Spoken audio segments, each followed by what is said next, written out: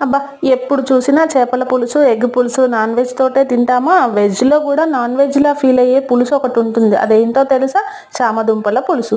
చామగడ్డలనైతే ముందుగా నీట్‌గా వాష్ చేసి పెట్టుకున్న తర్వాత ఒక గిన్నెలో సరిపడినన్ని వాటర్ వేసుకొని చామదుంపల్ని ఉడికించుకోవాలి. అవి ఉడికిన తర్వాత వాటిని చల్లారేంత వరకు పక్కన పెట్టుకొని, ఈ గ్యాప్‌లో స్టవ్ పైన ఒక పాన్ పెట్టుకుందాం. పాన్ హీట్ ఎక్కిన తర్వాత ఆయిల్ ఎయండి. ఆయిల్ హీట్ ఎక్కిన తర్వాత సన్నగా తరిగిన ఆనియన్స్, పచ్చిమిర్చి ఎయండి. అవి గోల్డెన్ బ్రౌన్ కలర్ వచ్చిన తర్వాత అల్లం వెల్లుల్లి పేస్ట్ వేసి పసుపు యాడ్ చేసుకోండి. కొంచెం జీలకర్ర యాడ్ చేయండి.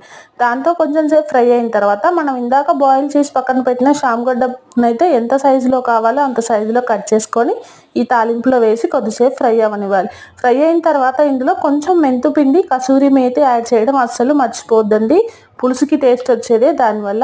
ఆ తర్వాత ఈ విధంగా మరగనిచ్చుకోవాలి. ఫైనల్లో మసాలా యాడ్ చేసుకుంటే టేస్టీ చేపల పులుసు కన్నా అద్భుతమైన శామగడ్డ పులుసు రెడీ. అద్భుతంగా ఉంది.